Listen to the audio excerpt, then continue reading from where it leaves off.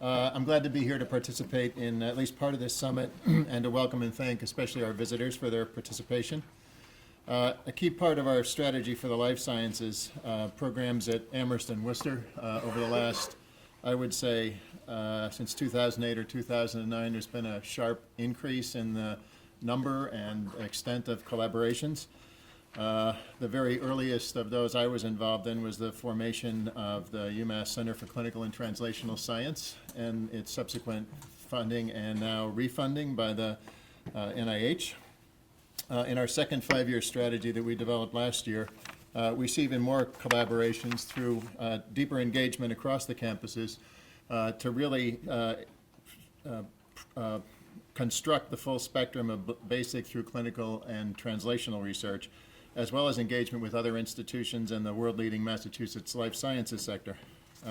So both in this summit and in the planned summit, which I think is May 10th, and I'm hoping to get out of jury duty to attend, I think we'll really deepen our engagement, and I think it's a great sign that there's now kind of self-organizing of joint Society for Neuroscience chapter between the campuses, and new technology and initiative for participation of our Amherst faculty in the Neuroscience of Disease forums at the medical school, if we can just get the video conferencing working, which I'm confident we will.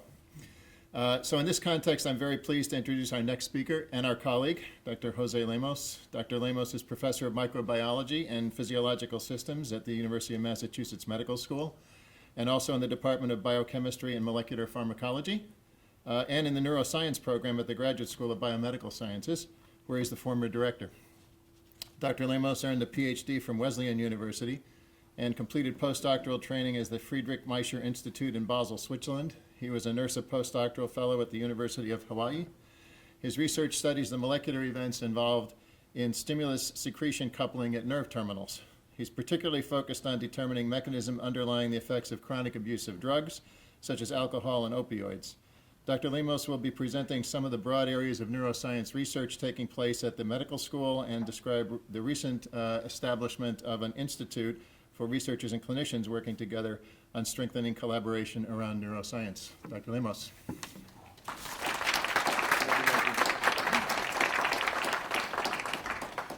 Thank you, Mike, for that nice introduction. And thank you for inviting me to talk about what's happening at the other campus, the UMass campus that's nearby.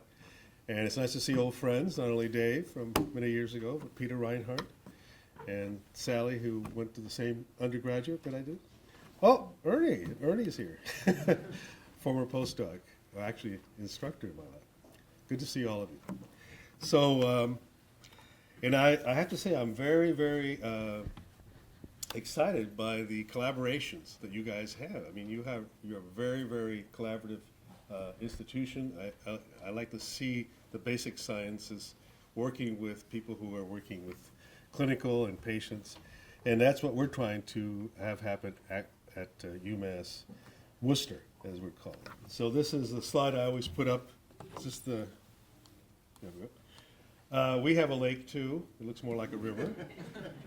We have a new building that's covered up by this UMass logo, but I think your campus is even prettier than ours, even though I try to make it look good there. So I thought I would tell you a little bit about the history. It changed the background when we brought in the, well, can you see that? Can you see the yellow? No. History. This might be actually worthwhile for you guys to see how we developed the neuroscience endeavor. So we began having a program in neuroscience which was across all departments.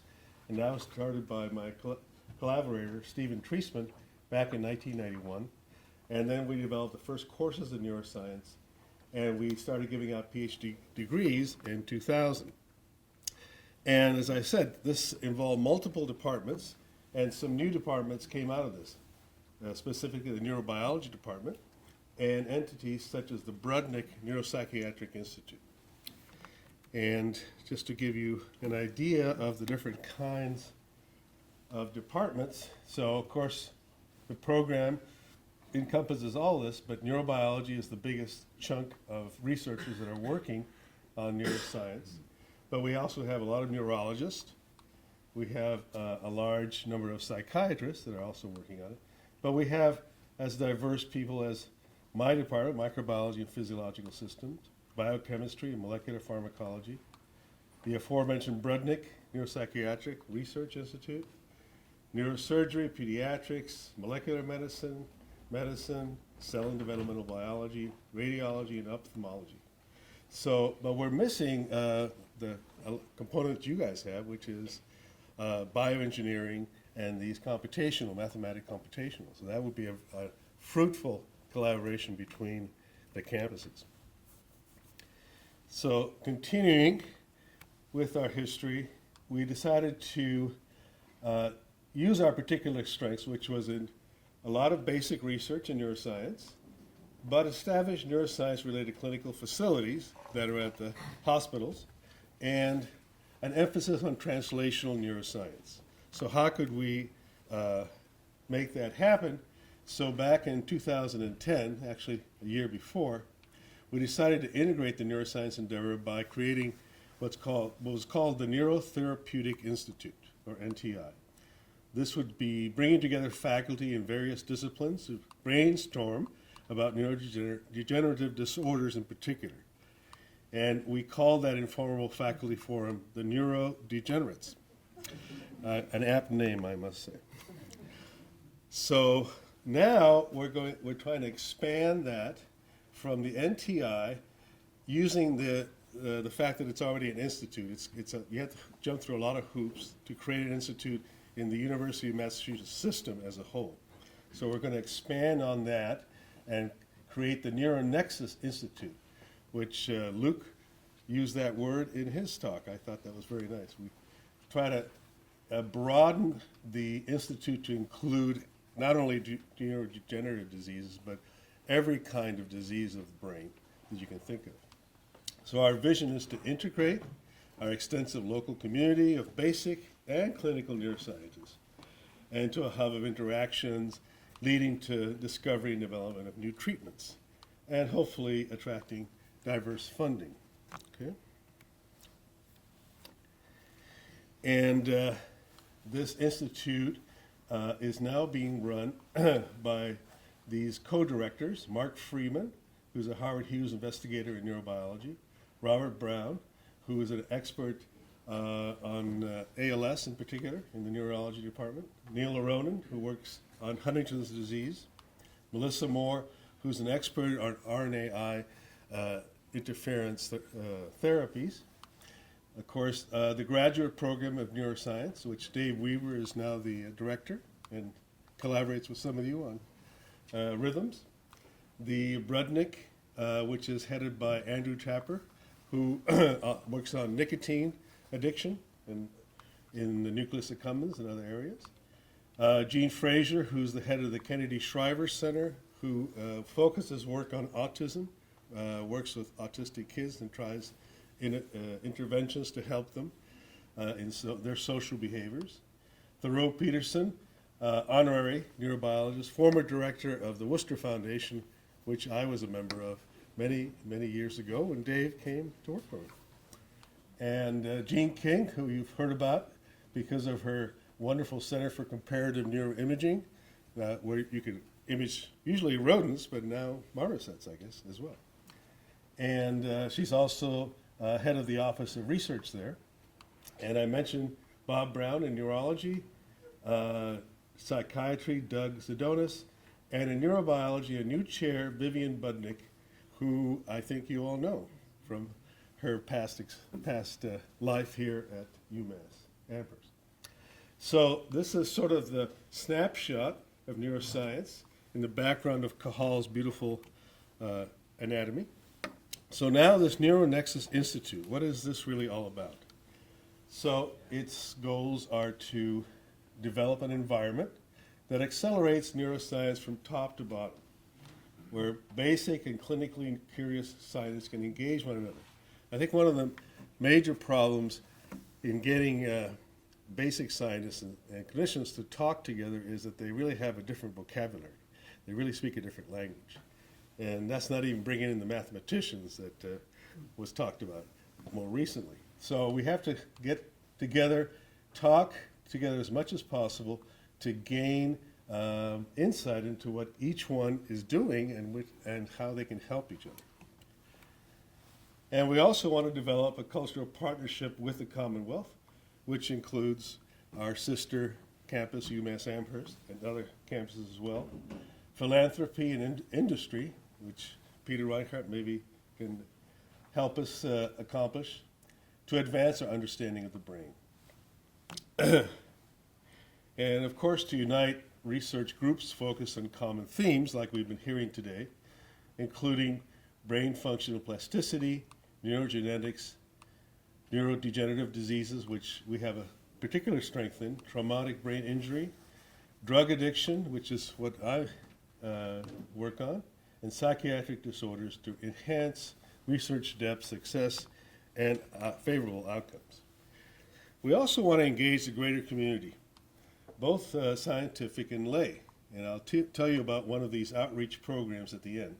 And service, because we have to not only help people with the diseases in the clinic, but we have to help them out in the community. And we have to educate the community about some of these diseases, which are not seen as diseases like drug addiction. It's somehow thought to be some sort of moral character flaw. So, here is the way the Institute is going to be administratively structured. We have co-directors. We're going to probably pick different co-directors. We want to have an external advisory committee, which is what I would call you experts that are here to help us today.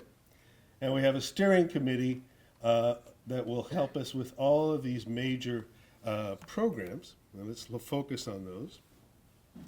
So in education, of course, so these little stars are what we have already established, and the little crosshatch is what's under development. So we already have a graduate program with a very comprehensive list of courses. We are developing a training grant, mostly for graduate students, but also for postdocs. We want to develop a postdoctoral fellows affairs because one of the big problems here is, at least in our institution, is postdocs seem to not be able to get jobs. And I think Peter and people here can help us to at least train and educate postdocs and graduate students about industry and the possibilities that are out there beside academia. So in research and innovation, I sort of already told you about the basic translational clinics, and now we want to reach out to industry. In technology, you heard about CRISPR. That's one of our strengths. Now we have a CRISPR facility. We also have an RNAi institute and a gene therapy institute. So all of those technologies are on campus. We are trying to develop a collaboration with WPI on bioengineering, and we really need help with computational and mathematical models for most of these diseases. We also are going to have a cryo-EM on campus, which would allow high-resolution studies at the subcellular level. And funding opportunities, we have interdepartmental pilot grants that we're underway.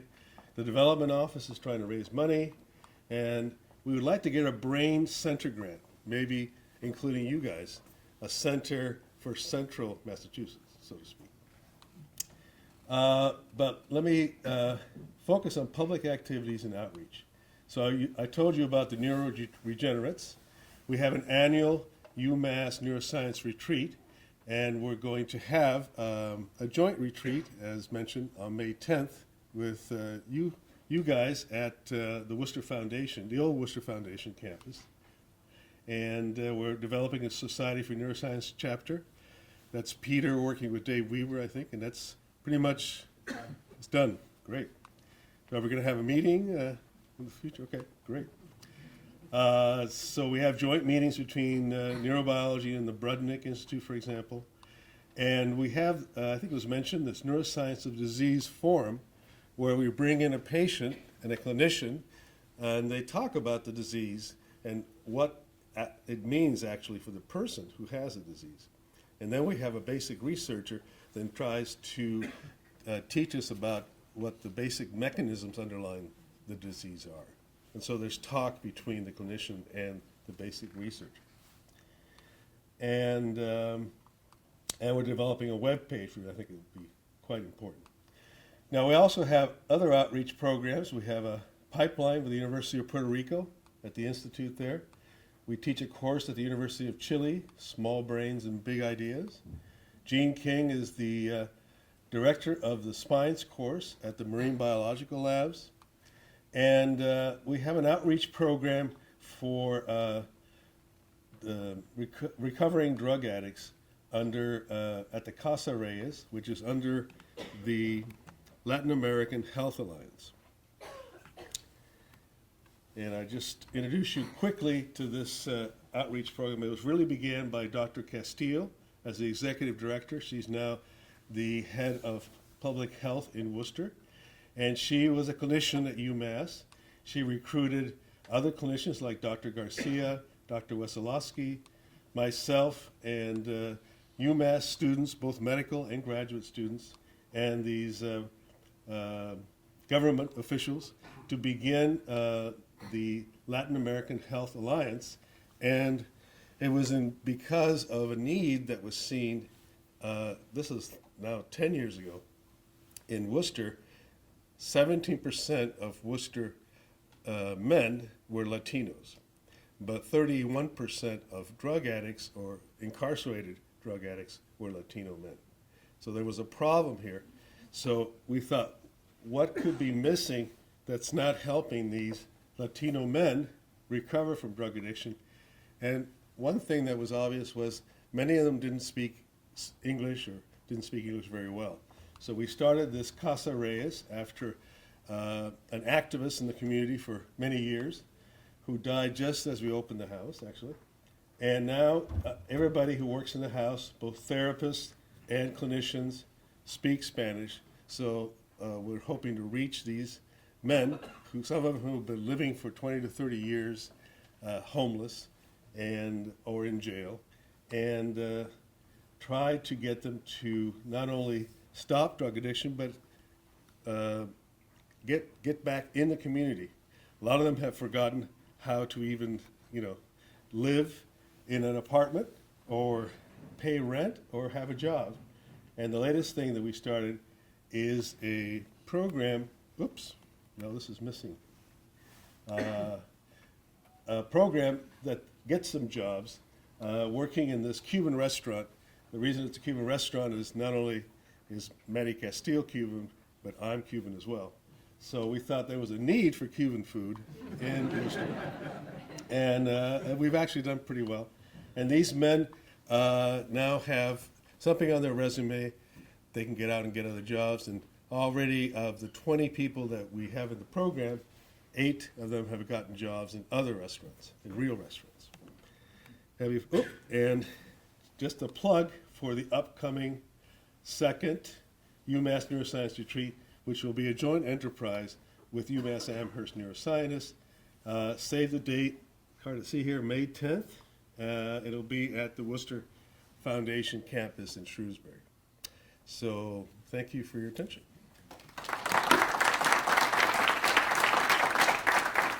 You have time for questions? Okay. Please. Yes. So tell us more about your plans for the center. You're thinking about a scientific center on training or research, or what's the concept there? All of these things. And it's not a physical building. We thought a lot about whether we should have a central place where everybody could get together and talk. But that's hard. There's not enough money for that. It's more of getting together at these neuroscience forums that we were talking about, at retreats like this one, and just starting dialogues between clinicians, basically, and basic neuroscience. And we're going to hope to get like a center grant if possible. Steve Treisman got a center grant when he was at the University of Puerto Rico. So hopefully he could help us to design and get one of these. How do you deal with the distance issue? Are there places where people can easily park or whatever, or just Right. Well, we have big parking lots. Unfortunately, you have to pay to park there, just like here, I guess. Yeah, we should probably get a shuttle going between the campuses of some sort, especially for students to use. The faculty probably have their own cars, but it would be nice to have the students be able to go back and forth. And more collaborations. I mean, we've already seen a number of collaborations here between campuses. I think we need to have more of them. Yes. In one of your slides, you mentioned that traumatic brain injury research. Who is the expert on that? Traumatic brain injury. I'm not good with names. I'm already in the Alzheimer's regime. But yes, but there is a number of people who are working on traumatic brain injury.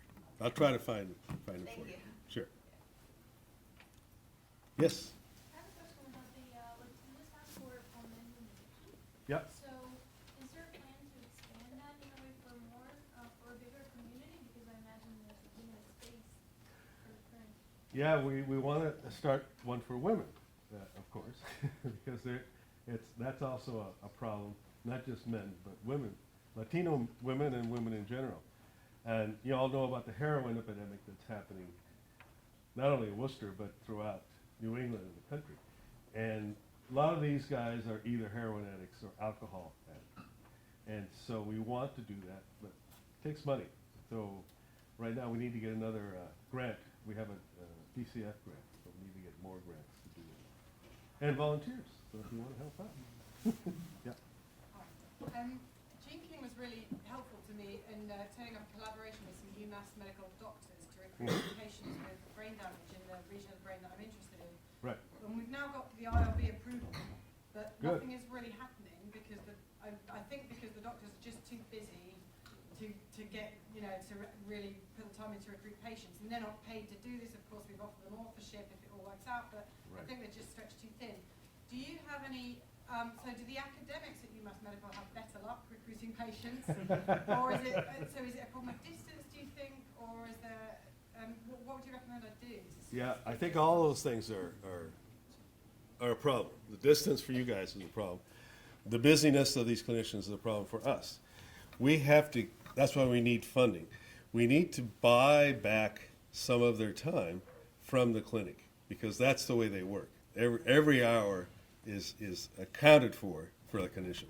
So we have to find a way to get them time to do research because a lot of them want to do research, but they just don't have the time. So funding is going to be critical for that. So a center grant would help that tremendously. Yeah, to follow up on that question, I mean, it's hard to get funding if you don't have some pilot data. Right. So are there mechanisms for seed funding to facilitate the collection of pilot data? Yeah, maybe I didn't point it out. We're putting out some seed grants already, and I hear you guys are going to do the same thing here. Yeah, there are a couple of different mechanisms for small pools of seed funding, both on the Worcester side, CCTS has some seed fund programs. That's right. And on the Isles side, we're just about to announce a small seed fund program. Of course, you gobble up the existing resources very quickly with a very small number of seed grants, so it's a partial answer, but not the whole. Yeah, Peter brings up a good point. The CCTS grant is one such grant that we already have, which is giving opportunities for clinicians. It's a translational science. But, we need more, that's for sure. And I think you guys will help. Are those seed grants large enough to pay for clinicians' time, and can they be used for that? They can be used for that, but it won't buy much time because these guys make a lot of money. One of the other topics that might be worth raising, particularly for the external consultants, is sometimes the gulf across the campuses is larger than one would anticipate coming from the outside. I think the lowest hanging fruit is organizing video conferencing. So, for instance, the neurodegenerates meeting that happens in Worcester, I believe weekly, we can't even access unless we jump in the car, drive an hour and a half, and come back in an hour and a half for a Right. 1 hour meeting. Right. If you but had a video conferencing connection, that would overcome that difficulty. But just to get the protocols across the two campuses to speak to each other Yep. is actually the first hurdle that we have to clear. Right. Yes. And the Neuroscience Forum is another example. That's a weekly meeting as well. Yeah. And also, if we want to have a joint website, for example, that's going to be a huge hurdle between the IT departments. When you want to get there. All right, but I think you guys are well on your way, and I laud you for that. And hopefully we'll see more of each other in the future, at least by video. Thanks a lot.